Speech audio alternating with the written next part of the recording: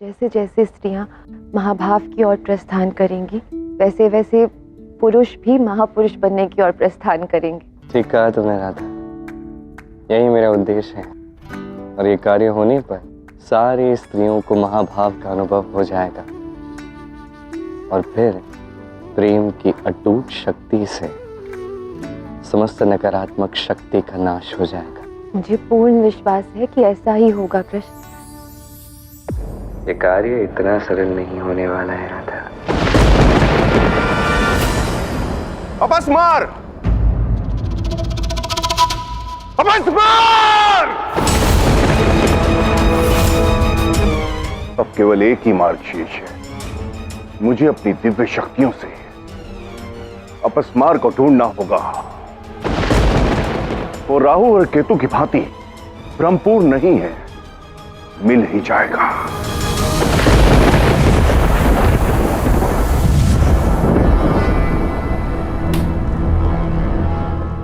तीनों लोकों में अपस्मार जहां कहीं भी हो, मुझे उसके पास ले चलो।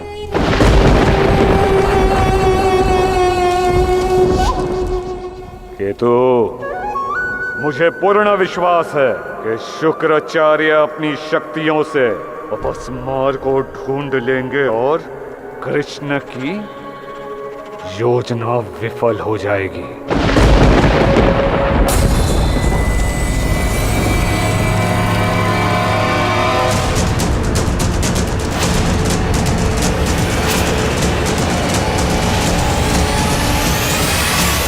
तुम यहीं रुको। अपस्मार भीतर है तो मुझे एकांत में उसे जागृत करना होगा।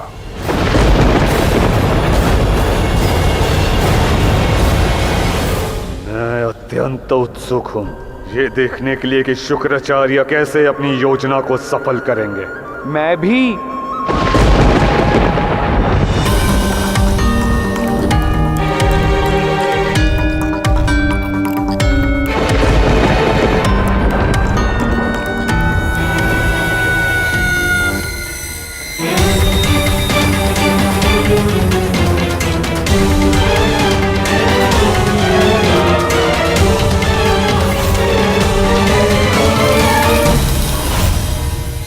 अपस्मार, तुम्हारी मूर्छा टूटने का समय आ गया है।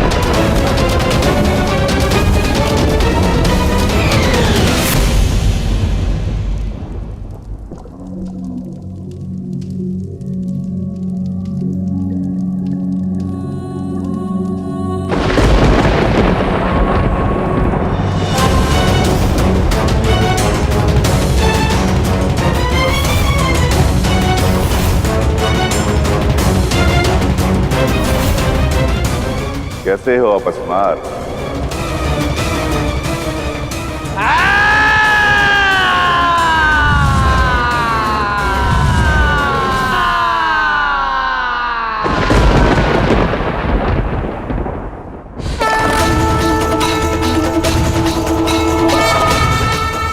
अचानक मुझे ये विचित्र आभास क्यों हो रहा है, जैसे कुछ अनिष्ट होने को है।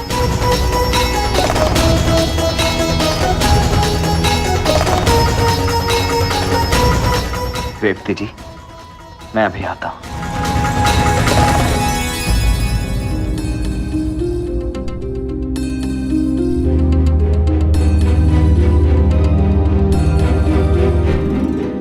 मुझे कुछ तो आभास हो रहा है ना, ऐसा आभास कि कुछ तो अनिष्ट होने वाला है। चिंता मत कीजिए, वही हो रहा है जो होने वाला था। अर्थात ये जो आभास मुझे हो रहा है, इसका कुछ ना कुछ अर्थ अवश्य है ना? अवश्य। आपको ये जो आभास हुआ है वो अपस्मार के जागृत होने के कारण हुआ है। अपस्मार? अब ये आपसमार कौन है और इसके जागृत होने से क्या कुछ अनिष्ट हो सकता है का? यदि ऐसा है तो तुम इसे रोक क्यों नहीं रहे हो? आपके सभी प्रश्नों के उत्तर आपको मिलेंगे, एक एक करके पूछिए। ठीक है, तो सर्वप्रथम मुझे ये बताओ कि अपस्मार है कौन? अपस्मार एक असुर है, एक ऐसा असुर जिसके पास किसी की भी स्मृतियां नष्ट करने की शक्ति है, फिर चाहे वो देवता हो, मनुष्य हो या और कोई असुर ही क्यों ना हो। और अब अपस्मार जागृत हुआ है, इसका अर्थ ये भी है कि संसार में अज्ञान जागृत होगा, क्योंकि अपस्मार का जन्म ही हुआ अज्ञान के कारण, कुछ ऋषियों के अज्ञान के कारण।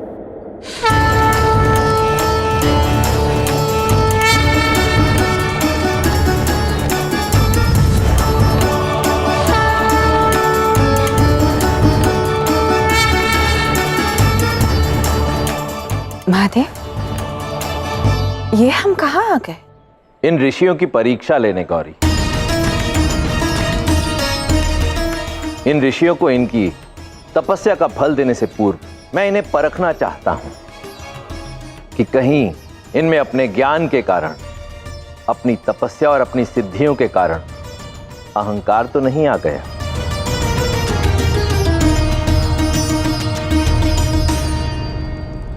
भिक्षाम देहि, भिक्षाम देहि, भिक्षाम देहि, भिक्षाम देहि।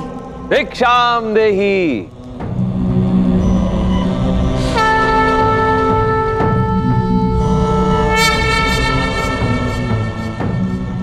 ये सभी ऋषि अपने ज्ञान के अहंकार में कुछ इस प्रकार चूर हो गए कि साक्षात महादेव और देवी पार्वती को तक नहीं पहचान पाए, उन्हें प्रणाम तक नहीं किया, और तत्पश्चात सब कुछ अनिष्ट होने लगा।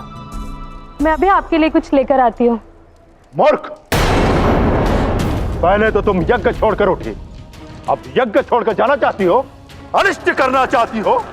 कदापि नहीं। वक्त क्या देख रहे हो? जाओ कहीं और से भिक्षा लो, अन्यथा हमारे यज्ञ में विघ्न डालने का परिणाम अच्छा नहीं होगा। आप महादेव का यज्ञ कर रहे हैं और मैं महादेव की भक्त हूँ। महादेव के नाम पर थोड़ी सी भिक्षा दे दीजिए और हम चले जाएंगे, फिर आप ये यज्ञ कर सकते हैं। तुम दोनों ऐसे नहीं मानोगे।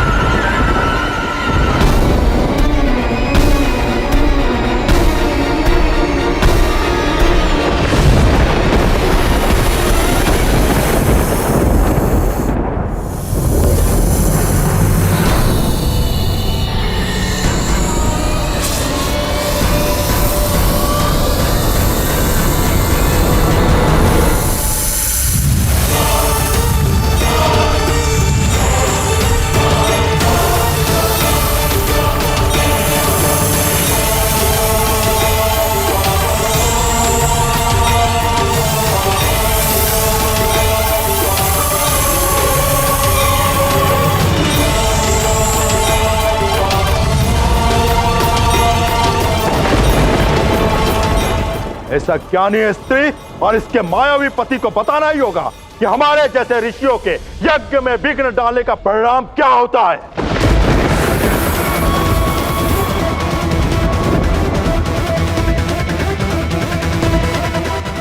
आप दोनों कृपया यहाँ से जाइए, मेरी आपसे विनती है। कृपया आप जाइए यहाँ से। देवियों, आप हमारे लिए चिंता कर रही हैं, उसके लिए धन्यवाद, परंतु अब हमारा यहां से जाना उचित नहीं होगा। ये जो भी करना चाहते हैं उसका सामना करने के लिए हम तत्पर हैं।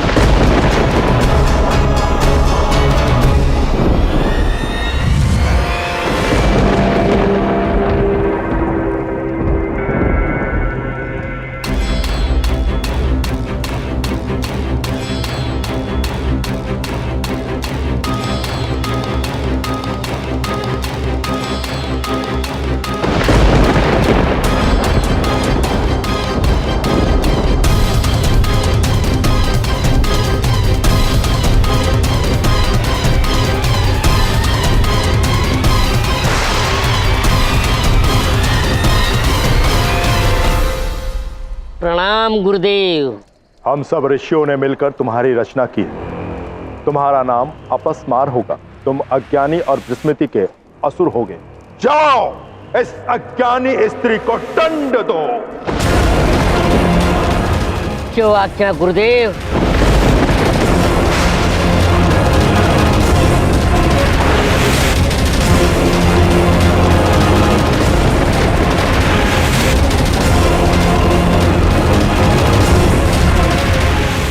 गौरी,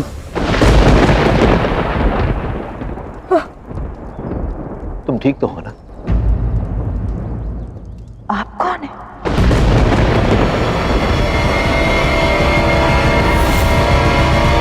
और तब महादेव ने अपस्मार को मूर्छित कर दिया और उसके पश्चात आज यही अपस्मार जागृत हुआ है।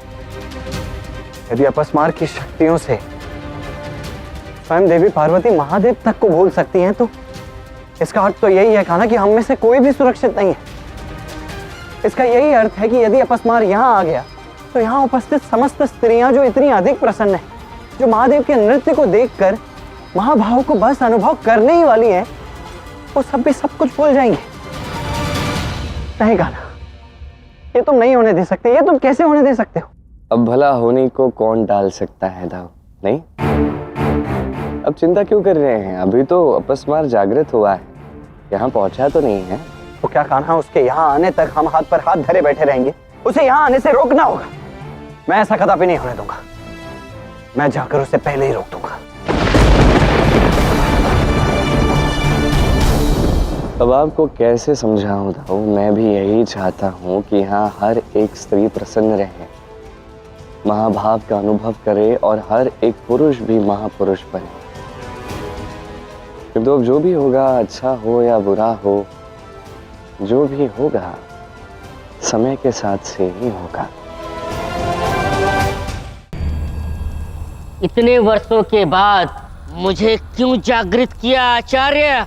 मैं चाहता हूं कि तुम अपना उद्देश्य पूर्ण करो, वही उद्देश्य जिसके लिए ऋषियों ने सदियों पूर्व तुम्हारी रचना की थी। इस बार फिर तुम अपनी शक्ति से सारे संसार को अज्ञानी बना दो, सारी स्त्रियों की स्मृति छीन लो, उनकी सकारात्मकता, उनका प्रेम भी। किंतु केवल स्त्रियों की ही क्यों?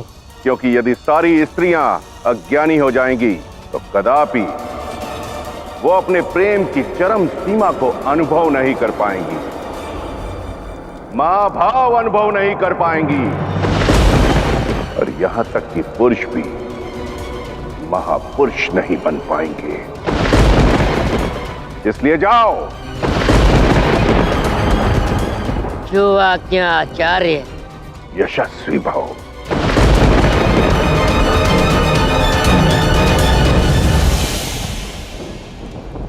मेरे रहते वो अपस्मार द्वारका पर अपनी कुदृष्टि डाले, ये मैं कदापि नहीं होने दे सकता। रुक जाइए दाऊ। इस बार मैं तुम्हारी कोई बात नहीं सुनूंगा। इतनी कठिनाइयों के पश्चात तो राधा और अन्य सभी स्त्रियां इतनी अधिक प्रसन्न हुई। अब इस अपस्मार को मैं ये सब नष्ट करने नहीं दे सकता। यदि आप अपस्मार को ढूंढना चाहते हैं तो मैं आपको नहीं रोकूंगा, किंतु एक बार विचार करके देखें। प्रसन्नता ये भाव बांटने से बढ़ता है दाऊ, और इस समय सभी स्त्रियों को जो प्रसन्नता मिल रही है महादेव का ये दिव्य नृत्य देखकर, वो भाव, वो प्रसन्नता बांटने से और अधिक बढ़ सकती है। इस प्रकार ये सभी स्त्रियां शीघ्रातिशीघ्र महाभाव तक पहुंच सकती हैं। फिर भला इस समय हम महादेव के इस दिव्य नृत्य की सकारात्मकता पर ध्यान क्यों नहीं केंद्रित कर रहे हैं दाऊ? अब स्वयं देखिए, रेवती भाभी को प्रसन्न देख के, उनकी मुस्कान देख के आप भी कितने अधिक प्रसन्न हुए थे, नहीं? सोचिए, जब उन्हें ज्ञात होगा कि सभी के पति उनके साथ मिलकर प्रसन्नता बांट रहे हैं, महादेव के इस दिव्य नृत्य का आनंद उठा रहे हैं, बस आप नहीं, तो कैसा लगेगा? किंतु उनकी ये प्रसन्नता सदैव बनी रहे, इसके लिए उस अपस्मार का भी तो कुछ करना आवश्यक है ना कान्हा? अब चिंता मत कीजिए, सब कुछ मुझ पर छोड़ दीजिए। अभी बस हमें भीतर चलना है। महादेव के इस दिव्य नृत्य से जो प्रसन्नता मिल रही है, उस प्रसन्नता को सबके साथ बांटना है। उचित है। आइए।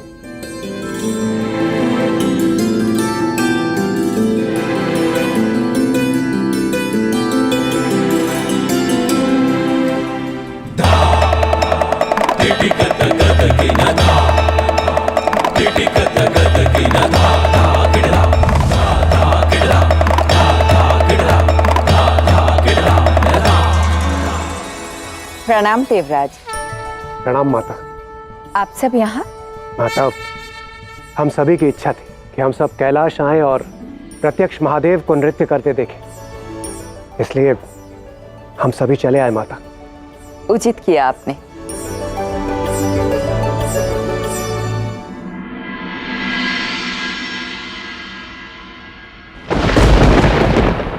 महादेव का ये नृत्य देखकर तो मैं प्रसन्न थी, और प्रसन्न ही होना चाहिए, तो फिर ये आकुलता क्यों हो रही है? तुम्हारी इस आकुलता का कारण अपस्मार है राधा।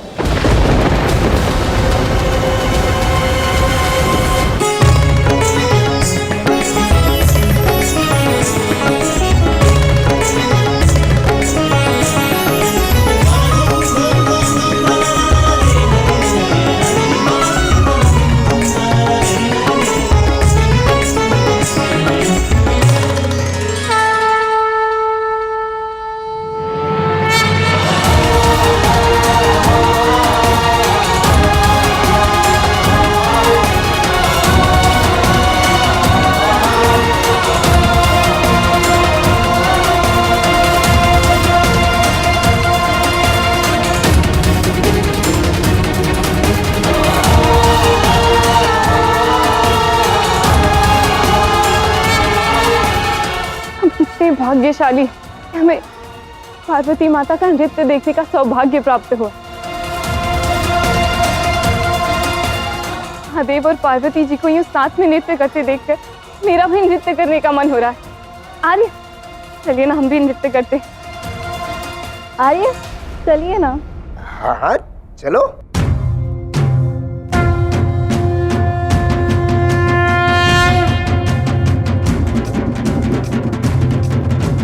सबसे बड़ा है प्रेम जगत में, प्रेम सा ना कुछ दूजा। प्रेम स्वयं ईश्वर का रूप है, प्रेम ही सच्ची पूजा। प्रेम ही सच्ची पूजा। प्रेम का प्याला पी ले जो भी प्रेम रूप हो जाए। डूबे निज प्रियतम के रंग में, सुध बुध सब खो जाए। सुध बुध सब कान्हा, राधा और तुम्हारे नृत्य के बिना तो सब कुछ अधूरा ही है। तो जाओ, राधा के साथ नृत्य आरंभ करो। अवश्य देव। आज पुरुष और प्रकृति एक साथ मिलकर नृत्य कर रहे हैं, और नवरात्रि का पूजन तो अभी प्रारंभ भी नहीं हुआ है। शीघ्र ही सभी महाभाव का और महापुरुष भाव का अनुभव करने वाले हैं। इसके पश्चात सब मिलकर नवरात्रि के इस उत्सव का आनंद उठाएंगे देव। और आप यहाँ क्या कर रहे हैं? आप जाइए, रेवती भाभी के साथ नृत्य कीजिए। मैं राधा को मनाने का प्रयास करता हूँ।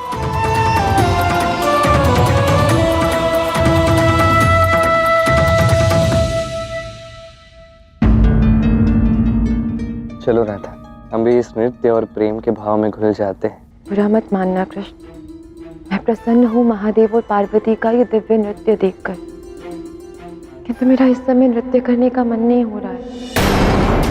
किंतु पता नहीं क्यों मुझे बेचैनी हो रही है। ऐसे लग रहा है कि कुछ तो अधूरा है, कुछ अनुचित हो रहा है।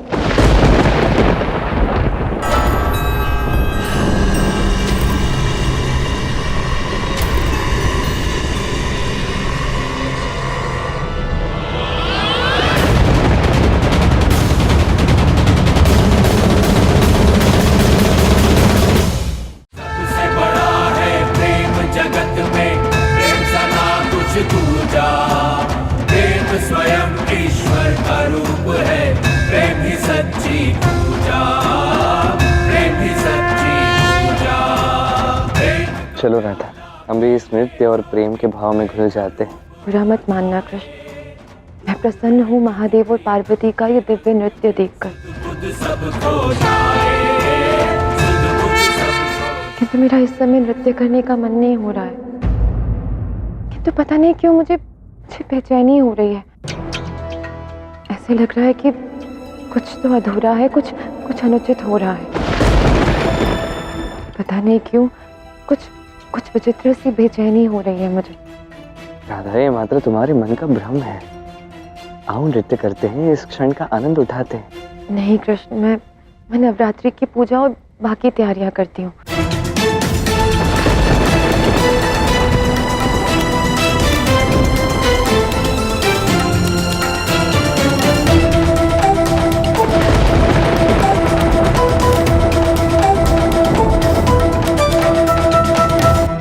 अना, राधा कहाँ चली गई है? राधा की बेचैनी बढ़ती जा रही है था, और उसका अर्थ एक ही है, अपस्मार की नकारात्मकता बढ़ती जा रही है।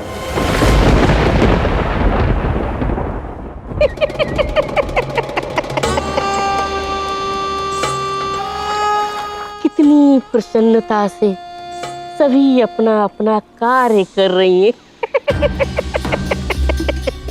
कितना प्रेम है इन सभी में। सर्वप्रथम इनकी स्मृति और संवेदना को छीन लेता हूँ।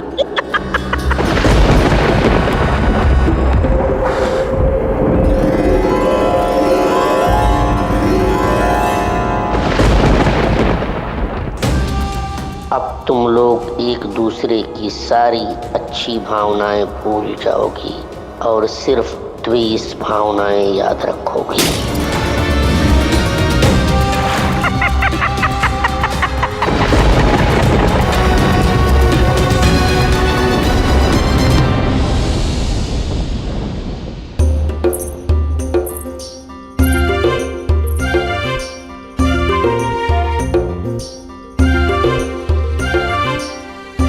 क्या बात है सुभद्रा जी, आज रंगोली बनाते हुए आपके पैर बड़े थिरक रहे हैं। पता नहीं क्यों, किंतु आज मन अत्यंत प्रसन्न है।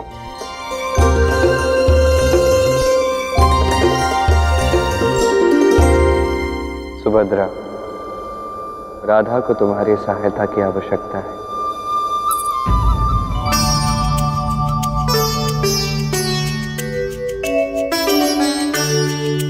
क्या हुआ आपको?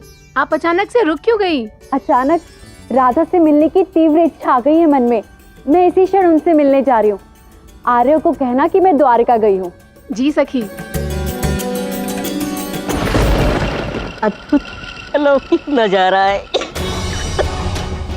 जितने भी मनुष्य इस संसार में अनभिज्ञ और अज्ञानी बनते जाएंगे, उतनी ही नकारात्मकता इस संसार में फैलती जाएगी।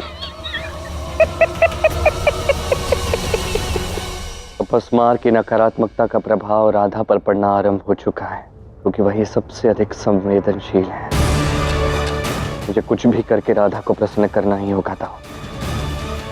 मैं यहाँ से जाऊंगा तब भी आपको यही रहना है और सुनिश्चित करना है कि नवरात्रि के 90 दिवस तक यहाँ इसी प्रकार नृत्य चलता रहे, ये प्रसन्नता इसी प्रकार बढ़ती रहे। किंतु तुम राधा को प्रसन्न कैसे करोगे कान्हा? मैं राधा को हमारे प्रेम के विषय में कुछ ऐसा आभास करवाऊंगा जिसके विषय में उसे कोई कल्पना नहीं है। राधा कृष्ण के प्रेम का एक ऐसा भाग जिससे राधा भी अनभिज्ञ है, और जब ये होगा तब राधा अवश्य प्रसन्न होगी था।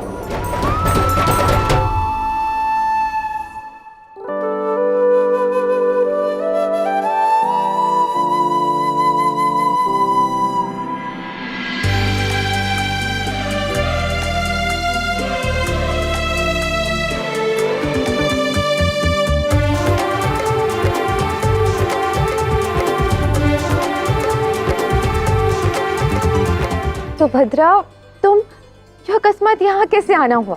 पता नहीं क्यों राधा, आज आपसे मिलने का बहुत मन कर रहा था। ऐसा लग रहा था कि जैसे कोई मुझे आपके पास लाना चाहता हो।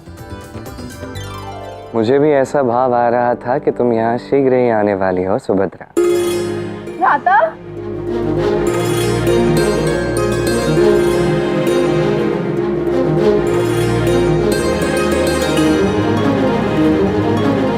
क्या तात्पर्य आपका? आपको कैसा भाव आ रहा था? बस यहाँ हर्ष और उल्लास का वातावरण था, सभी थे, बस तुम नहीं थे। मैं सोच ही रहा था कि तुम भी आ जाती और तब तक तुम आ गई। सुभद्रा इतने दिनों बाद यहाँ आई है, इसलिए नवरात्रि की सारी तैयारियां हम दोनों मिलकर करेंगे। क्यों, सहायता करोगी ना मेरी? मैं अवश्य आपकी सारी तैयारियों में सहायता करूंगी। बहुत अच्छी बात है, तो अब दोनों मिलकर नवरात्रि की तैयारियां प्रारंभ कर दो। यदि कुछ सहायता की आवश्यकता हो तो मुझे बताना। जी भ्राता। चलो चलो, आओ मेरे साथ। राधा को प्रेम का आभास कराने का ये जो कार्य है, इसके लिए तुम्हारा आना तो निश्चित था ही सुभद्रा। अब बस मुझे शीघ्रातिशीघ्र राधा को प्रसन्न करना है, राधा को उस प्रेम का आभास कराना है अपस्मार के आने से पूर्व।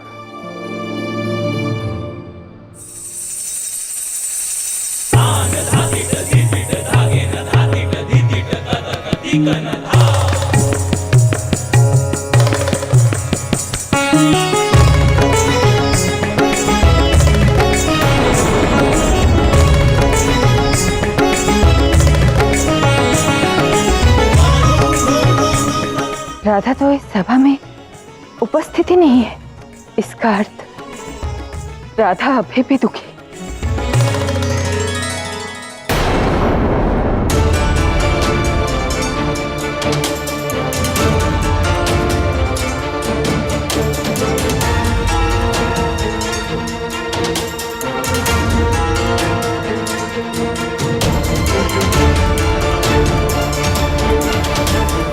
ये अचानक सभी स्त्रियों ने नृत्य करना बंद क्यों कर दी? अब मेरा प्रभाव धीरे धीरे हर जगह फैलेगा।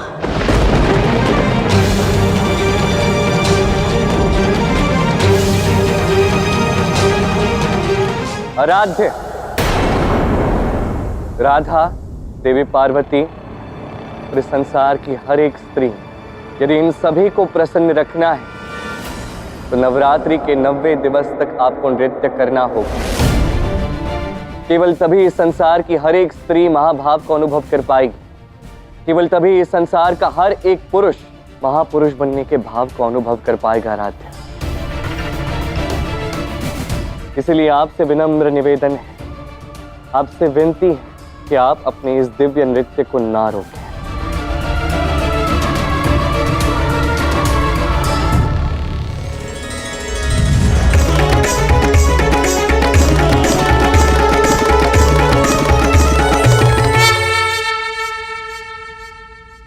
रेवती भाभी, पता नहीं मन भारी सा लग रहा है।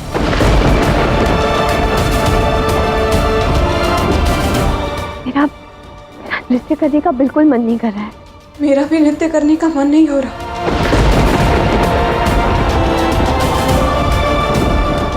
क्या हुआ, तुम अचानक रुक क्यों गई? मेरा नृत्य करने का मन नहीं है। क्या तुम नृत्य नहीं करना चाहती हो? इसका क्या अर्थ है? कारण क्या है ये तो बताओ। कोई कारण नहीं है, बस मेरा नृत्य करने का मन नहीं है। लक्ष्मणा,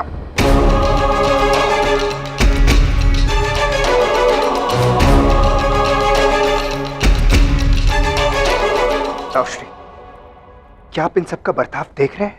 अभी कुछ क्षण पूर्व ही इतनी प्रसन्न थी और दूसरी क्षण में इतनी व्याकुल और इतनी दुखी।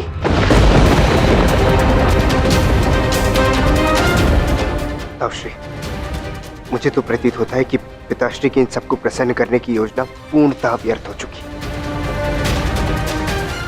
क्योंकि इन्हें प्रसन्न करने का कोई उपाय है ही नहीं। इसलिए अब बस मैं तो हार मानता हूं।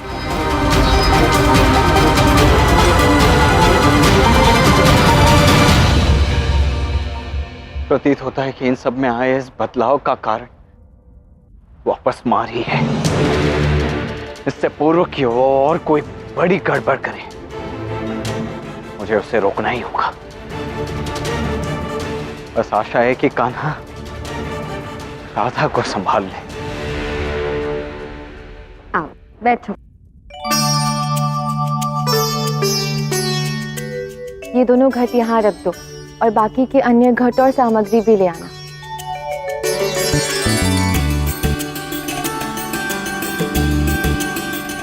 इस नवरात्रि घट हम दोनों मिलकर सजाएंगे। ये तो बहुत अच्छा विचार है आपका। अति उत्तम विचार है।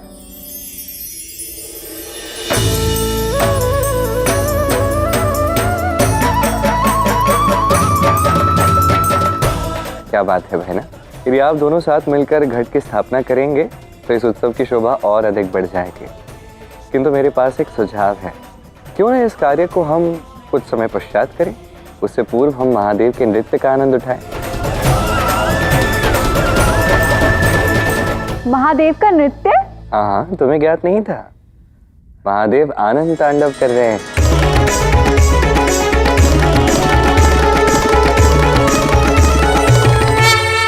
और सभी को उस दिव्य नृत्य को देखने का सौभाग्य प्राप्त हो रहा है। मैं जानता हूँ तुम भी देखना चाहती हो, और तुम देखना ही चाहती हो तो उससे पूर्व राधा को मनाने में मेरी थोड़ी सहायता कर दो कि वो भी हमारे साथ चले और वो भी महादेव के इस दिव्य नृत्य का आनंद उठाए। भ्राता, इसमें मनाने वाली कौन सी बात है? मुझे पूर्ण विश्वास है वो अवश्य देखना चाहेंगे आनंद तांडव। मेरा मन नहीं है सुभद्रा, तुम जा सकती हो कृष्ण के साथ, ये सब मैं स्वयं ही कर लूंगी। कैसी बातें कर रही हैं आप? मैं द्वारका आई आपसे मिलने के लिए हूँ। ऐसे एकांत में आपको अकेले छोड़ के कैसे जा सकती हूँ? नहीं, मैं भी आपके साथ यहीं रहूंगी। हम दोनों मिलकर घट स्थापना के लिए घट सजाएंगे। कृष्ण, तुम्हें बुरा तो नहीं लगेगा ना? मैं अपना अपमान सह सकता हूं राधा, मेरे आराध्य का नहीं। वो आनंद तांडव कर रहे हैं, इस संसार में प्रसन्नता बांट रहे हैं, स्वयं के लिए नहीं कर रहे हैं, इस संसार के हर एक व्यक्ति को प्रसन्न करने के लिए कर रहे हैं। और प्रतीत होता है कि तुम्हें उनकी भावनाओं का कोई मूल ही नहीं है।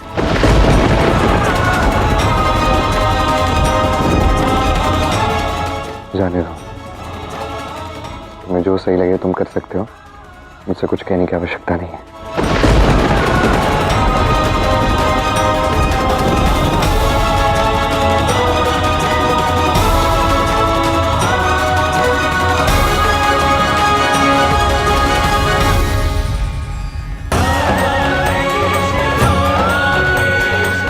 तुमसे ये कटु वचन कहना आवश्यक था राधे। मैं तुम्हें आभास करवाना चाहता हूँ कि हमारा ये प्रेम कितना अनमोल है, कितना विशेष है, और बस इसीलिए तुमसे रुष्ट होने का नाटक मैं कर रहा हूँ। हाँ, थोड़ी पीड़ा हो सकती है, किंतु कल प्रातःकाल मैं कुछ ऐसा करूँगा जिससे सब ठीक होगा। बस तब तक धैर्य रखना। मुझे कृष्ण को दुखी करने का या महादेव को अपमानित करने का कोई मंतव्य नहीं था, तो मैं क्या करूं सुभद्रा? मुझे ना अत्यंत आकुलता का आभास हो रहा है, नृत्य देखने का ही मन नहीं कर रहा। कैसे समझाऊं मैं कृष्ण को? मुझे पूर्ण विश्वास है यदि आप भ्राता कृष्ण को मनाएंगी तो वो अवश्य मान जाएंगे। मैंने बलराम दाऊ से बहुत सारी बातें सुनी हैं।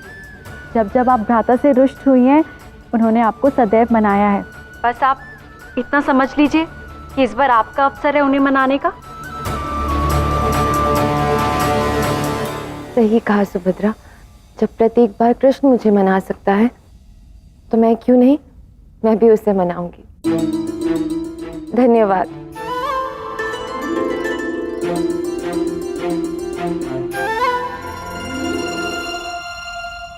किंतु ये बलराम दाऊ है कहाँ?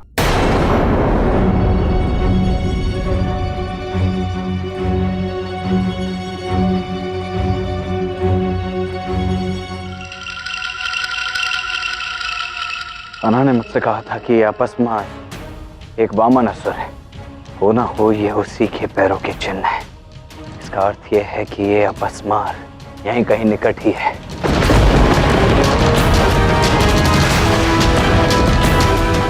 निश्चित रूप से ये नकारात्मकता अपस्मार से ही संबंधित है।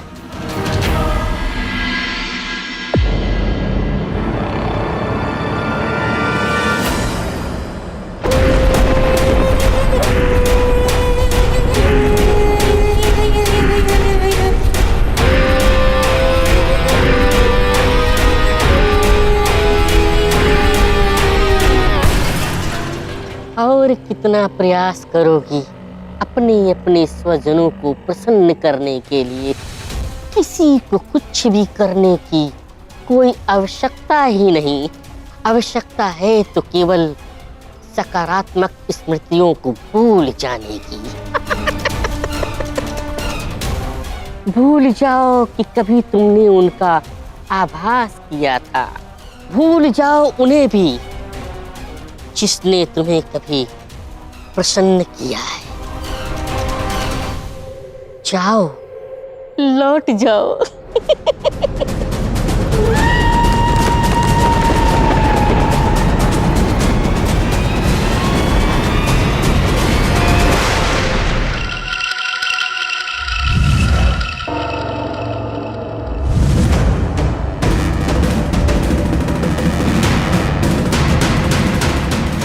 जिसने भी मुझे रोकने का व्यर्थ प्रयास किया है, कदाचित उसे मेरी शक्तियों का बोध ही नहीं।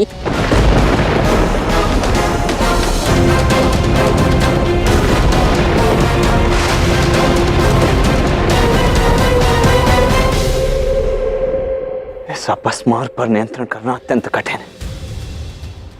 मुझे शीघ्र जाकर कान्हा को सूचित करना होगा। केतु, बलराम भी अपस्मार को रोकने में असक्षम रहा। इसका अर्थ ये हुआ कि अपस्मार अवश्य ही महादेव के नृत्य में विघ्न डाल सकता है और कृष्ण की योजना को नष्ट कर सकता है।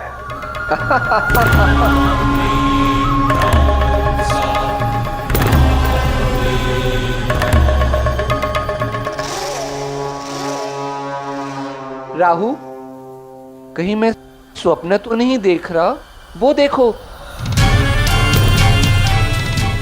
नहीं केतु, तुम स्वप्न नहीं देख रहे। शुक्राचार्य स्वयं हमारी ओर आ रहे हैं। इसका अर्थ यह है कि वो शीघ्र ही हमें ढूंढ लेंगे और हम भी कृष्ण की योजना को असफल करने में उनकी सहायता कर सकते हैं। कृष्ण की कुंडली पर पुनः राहु और केतु का संकट मंडराने वाला है।